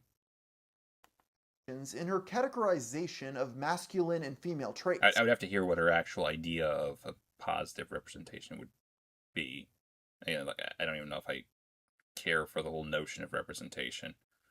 Like, it's storytelling. Like, what you do or don't do should be... Like, the story should be kind of the main focus of the storytelling in my mind. So I don't know why I did air quotes there. That should be the focus, though, right? Right? Am I crazy there? This is used to infer a framework for the future of her career. She only cares about TV shows because that's all she actually watches. She's remiss to touch anything unless Joss Whedon is somehow related. She doesn't do original thinking or research and is satisfied with referencing and leaning on the things that she was taught in class. And when claiming to analyze or examine subjects, she pigeonholes them under archetypes instead of judging them holistically and matches them against a checklist of her feminist paradigm. Part 2 scrutinizes her personal brand of feminism. It's important to recognize many of her views on sex and violence are not intrinsic to the movement. There are many opposing views within feminism that never get acknowledged in her videos. For example, sex positivity. The only time she addressed this was in a blog post criticizing the slut walk. Anita disagreed strongly enough to feel alienated within the movement. By ignoring the variety of thought, she presented her view as synonymous with feminism, when that wasn't the case. This was one of the many genuine critiques she never responded to. There's no such thing as sexism against men. That's because... What the shit? She's one of those. Danger, danger. Sexism is prejudice plus power. This is the dumbest... It feels like the whole notion is kind of strange. So, in theory, you can have, on an individual level, same action, same intent, same effect even, but because they're not part of the dominant social order, you want to dress it up as somehow less bad. You want to call it not racism or not sexism. No, they're being mean. They did a oopsie poopsie because they're mean and you know, not nice as a person. No, that they're racist and they're sexist.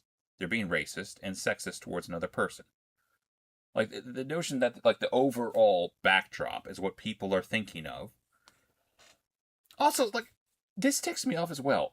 Like, the whole notion that women up till this point in time were so stupid and so malleable, so easily manipulated, that they just let men control everything. I'm not sure if I'm the one who's a misogynist. Just saying.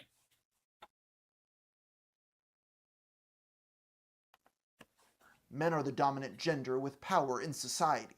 Ignoring all of her crazy trolls that could never be justified, a more nuanced view of feminist frequency at the time was that there was no way to express criticism of some of her polarizing views without being grouped into the harassment. The only So, she wasn't saying that ironically, was she? I don't want to misrepresent her. Ever responded to. There's no such thing as sexism against No, like men. this is her account, right? And I assume this is something she genuinely believes. All right, I think we're good. A more nuanced view of feminist frequency at the time was that there was no way to express criticism of some of her polarizing views without being grouped into the harassment. The only criticism she ever responded to were things that were easy to dismiss, with journalists never pushing back and acting like a PR team for the YouTuber. This limited how productive a wider conversation could be.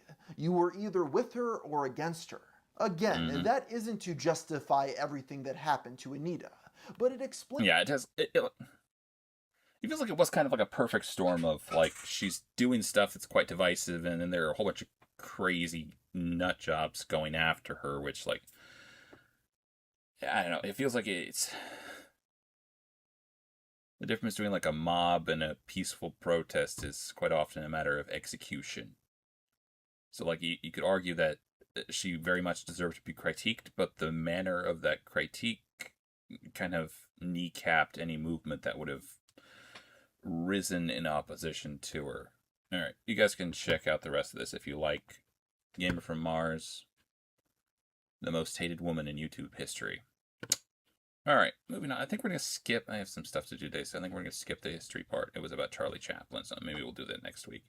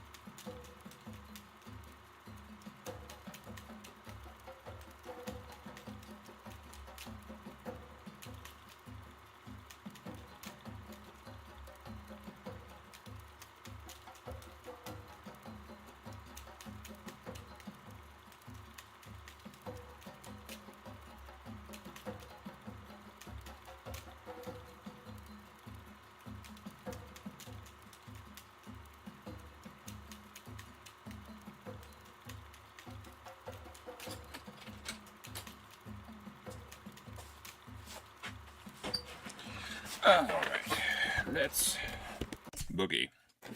Rested and refreshed, the brigade returned to the fray.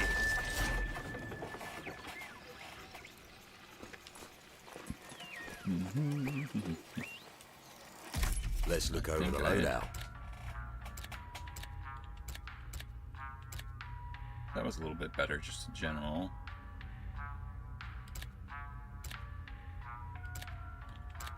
Rate of fire. There's a clip of 4. Does more damage too.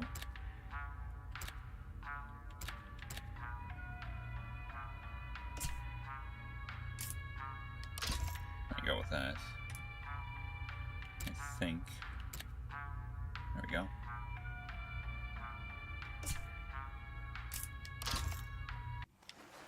All right.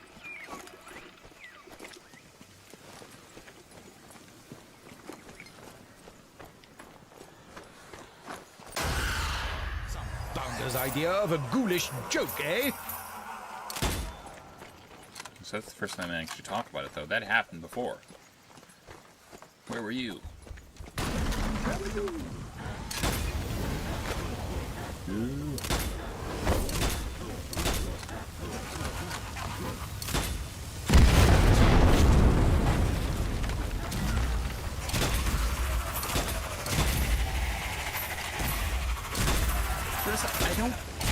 I don't know if this is actually fact, because this has a clip, obviously, Ammo. but the other one just, you never have to reload it. Does more damage anyway, so... Share this among us.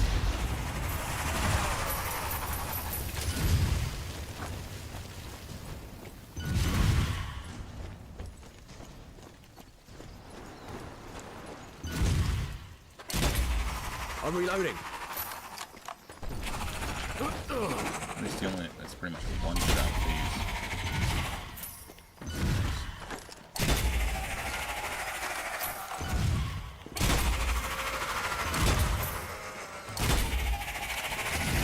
Yeah, this thing's growing on me. What astounding agility. Yep. Stopping for a spot of tea. Excellent idea. I might mess with the options here. Audio stuff. There was, I think it was the... I don't know if it was the lever action from this. I thought it looked really cool. I'm not for sure what the exact model is. Maybe some sort of Marlin? It does have kind of a... What the shit?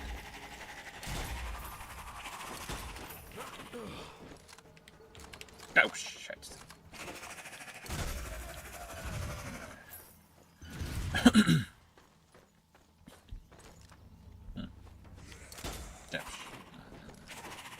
There we go.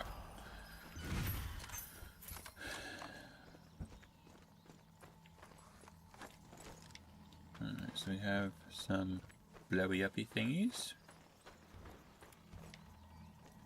Shadowy Downs.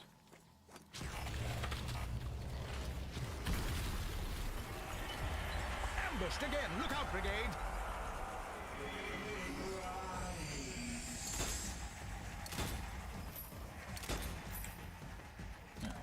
Are they just coming through that way?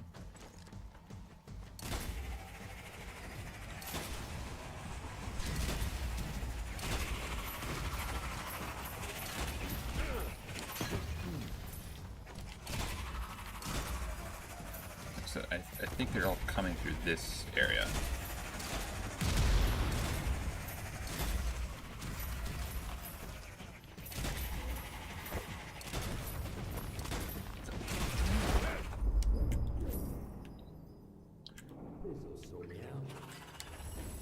So they are appearing inside. All right.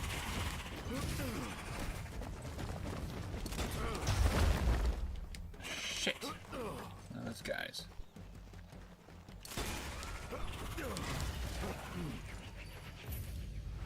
Oh, great.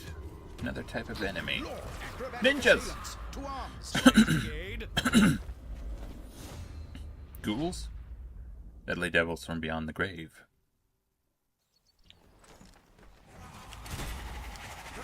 Shit! They're coming out the ruddy walls now!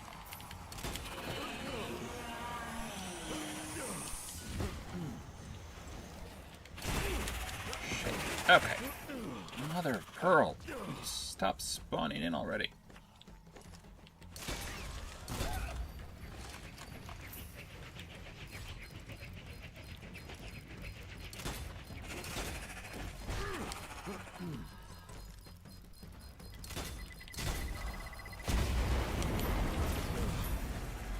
Oh, so they blow up. Well, do they?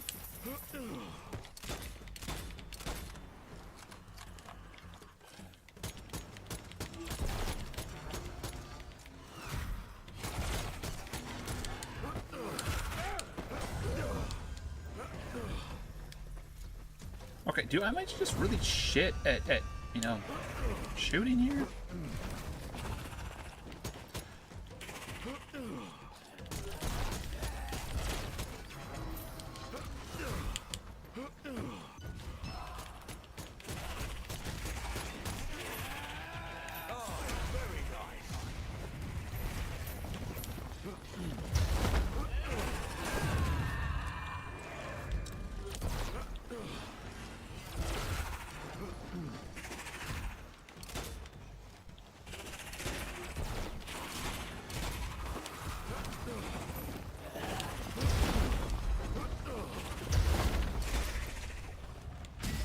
There we go.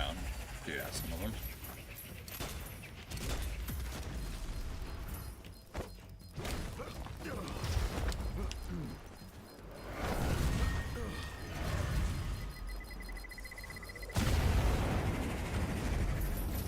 Suckers! Oh. We're still here.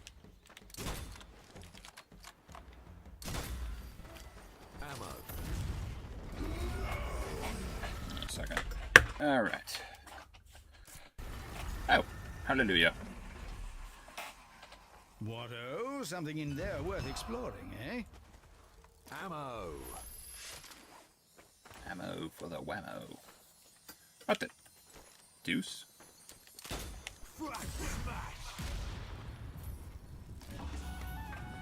This little just treasure zombie thing. Something's knife. That's cool, I guess.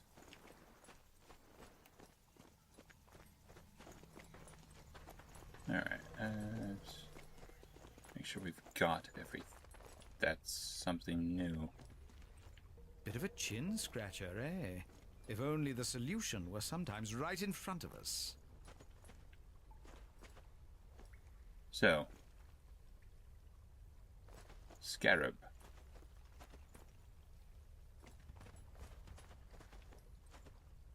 So I'm assuming this is... I think I remember this, and this is where you fall through and die if you don't do it right.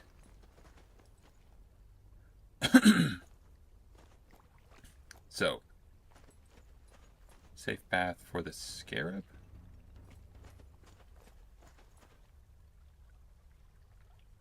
Yeah, I'm probably going to die a couple of times here. Or are these the ones I'm supposed to step on? I'm assuming that's the ones that will kill you. Alright. Let's try this. Or the ones that will just cancel.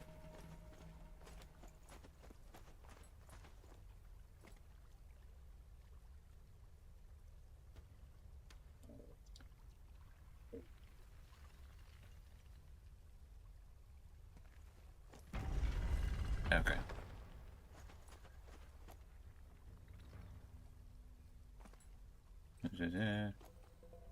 This is the bird, right? So you could walk like so. I assume. This is the Scarab again. So you're coming in. Oh, hold on. Hold on. Hold on. Hang on. Hang on. How is this oriented? You'd have to go out this side. Then you have Owl again. You have to go like so. Come on here.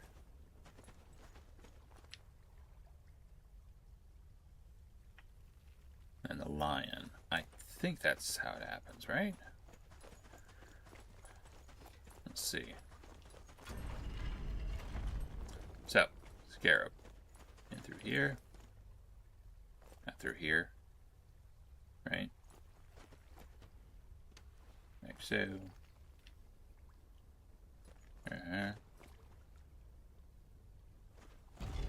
Scheiße.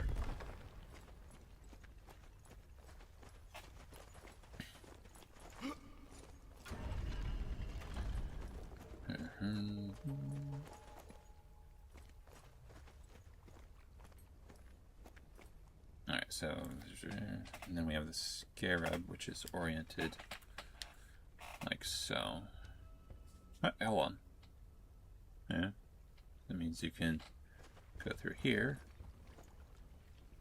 Then we have the tiger over there.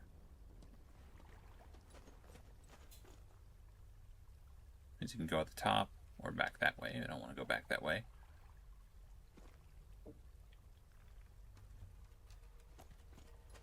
I think I can go towards that. Coming in through the top. The owl.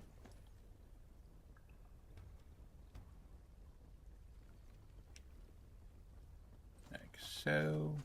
And Bob's your uncle. Gold, glorious gold. Success! Chalk up another one to the boffins of the brigade. Yeah.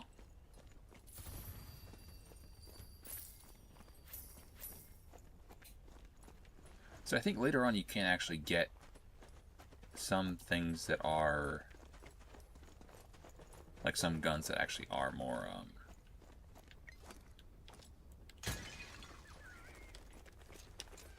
that are better at shooting stuff. They actually have like a better damage and whatnot, so I'll have to see. Save my gold. Alright, so that's where the thingy was. And this is where we're going through, I think.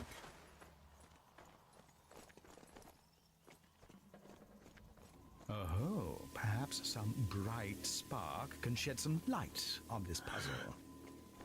I get what you're saying. Alright. Hold on. What's this?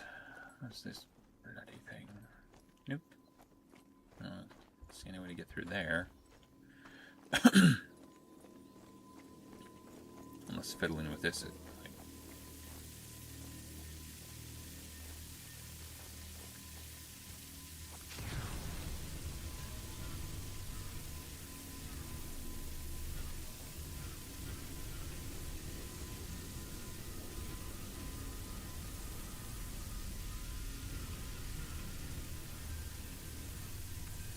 Okay, what am I looking for here? No, not that. Oh, there we are.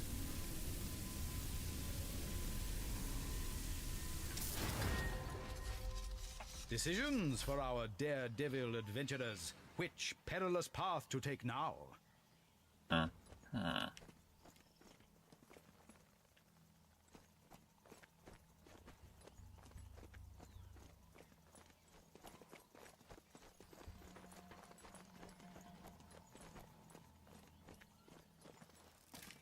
All for us, eh? Magical munitions! Oh, what a delight! That'd be cool. I could stick that on my pistol. Use that. When I'm low on health. Oh shit. Oh, there you are. I hope you found some valuables along the way. Just what I The need. department coffers are getting fearfully light. A little for the department, a little for old Frank's retirement. Okay, am I missing something? Do I have to do something? I'm assuming this isn't some sort of test, right?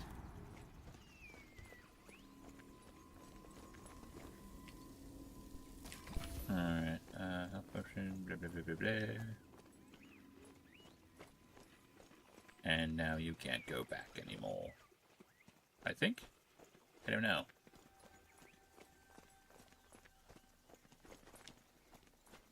Am I missing something? Yep. And yeah, I think that's the glitch. Once you hit that point, you can't. It might be to prevent you also from taking both paths, or I don't know what the heck. All right.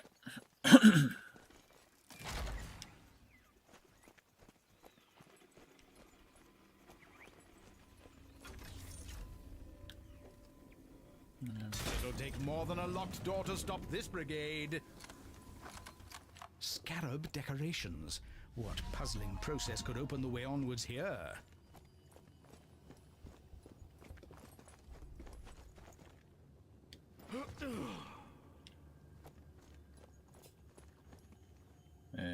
Right. Let's see, am I supposed to step on the button or something?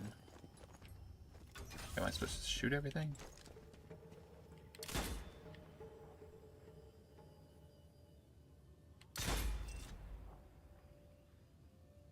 Blast! That wasn't supposed to happen.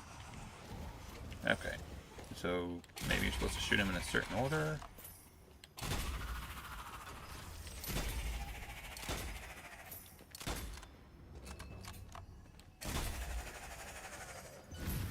I can use these.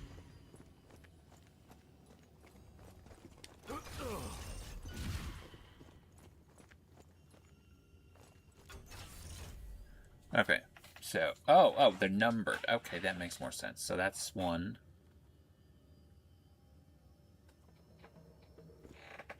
Oh, that thing down there is 4. You have 2. Alright, okay.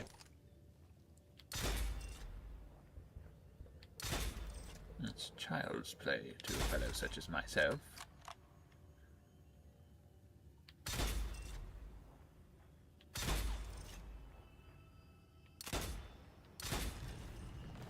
Huzzah! By Jove, I think they've got it.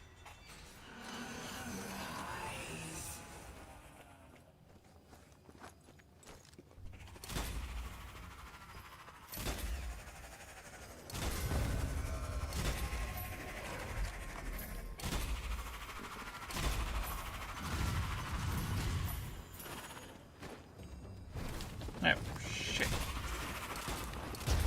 Need to reload.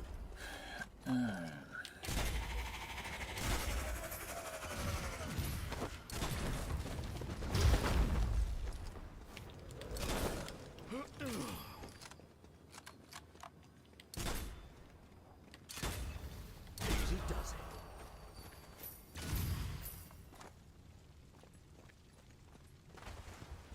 Oh, go for Frank.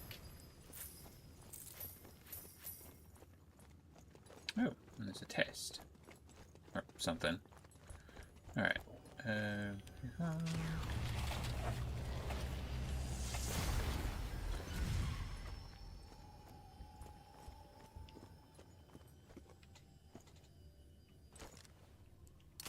Okay, am I supposed to be doing something with that thing?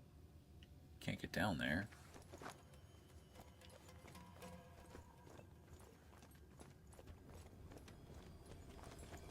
Oh, okay, here we go. The key to success, eh?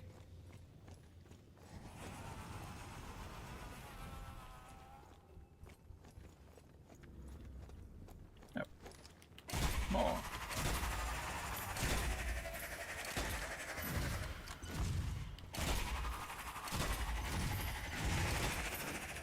Dynamite out!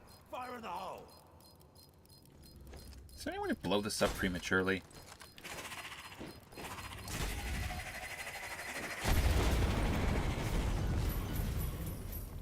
By Jove, they've a full amulet. Alright. So. Now this. So that's the other one's the way forward. This is just the test. Alright. Alrighty. This is the one with the power. It'll Alright. take more than this to stop the strange brigade. We hope. Mm-hmm.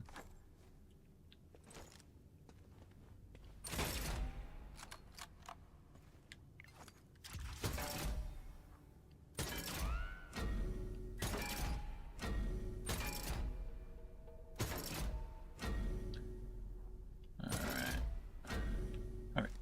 Hold on. No.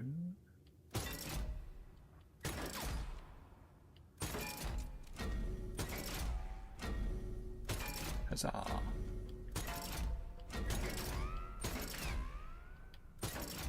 Cracked it. Reloading here. Luckily, this thing has infinite ammo.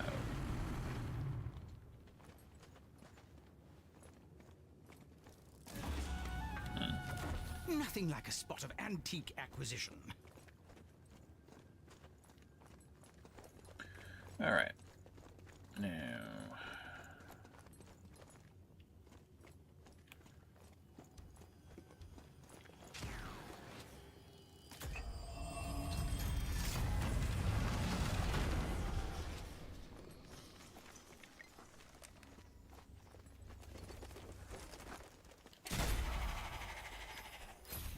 What the?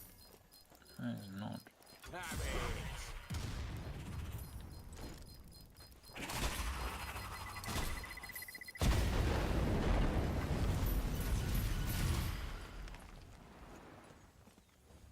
Ammo.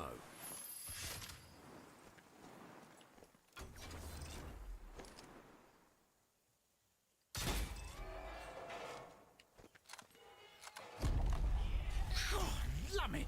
Careful someone doesn't get something lopped off there.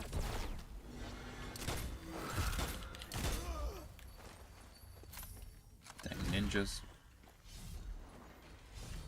I know they're not ninjas, but I'm gonna call them that anyways. Okay.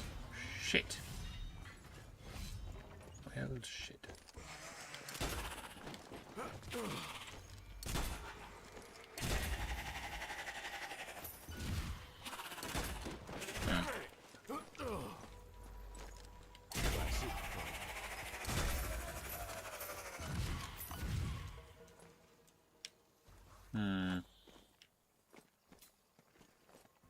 Nothing weird and creepy that might come alive here. Harbin's notes mention an ancient Egyptian love of puzzles and timekeeping. Maybe something to bear in mind. All right, let's have a look. Mind Brigade. More puzzles. Hope they can be shot.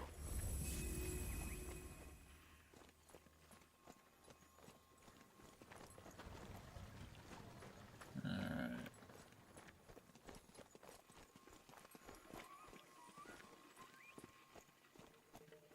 So we were down here. We have a button. Okay, so it's timed. Thank heavens. Who doesn't love timed puzzles? And one more. Heavens above, how to open this, eh? Yes, heavens above.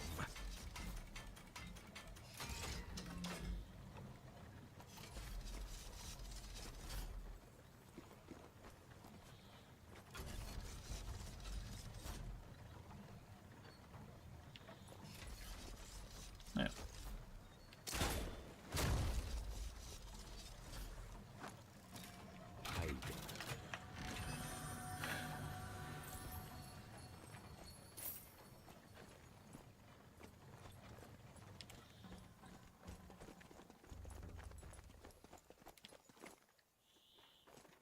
Thank you.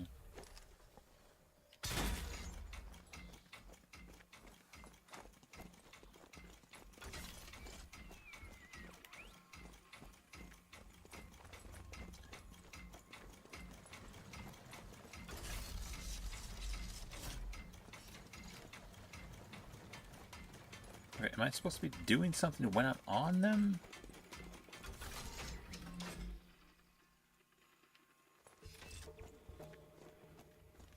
Oh, hold on. There are different targets on the pole which you're supposed to shoot each time, I assume? Alright.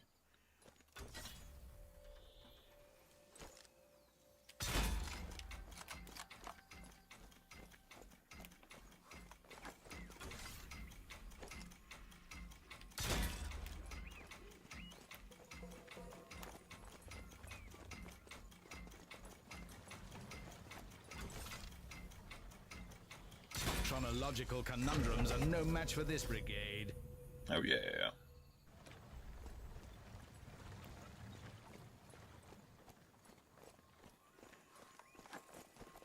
There we go. This'll be useful. Not sure what the time is.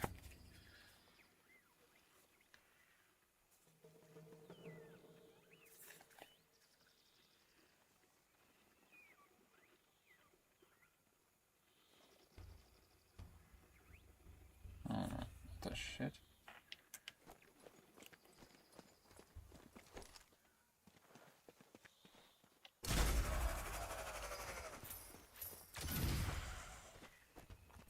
Yeah, so I'm thinking I might just be done here. In any case, thank you guys for watching, and have a lovely weekend.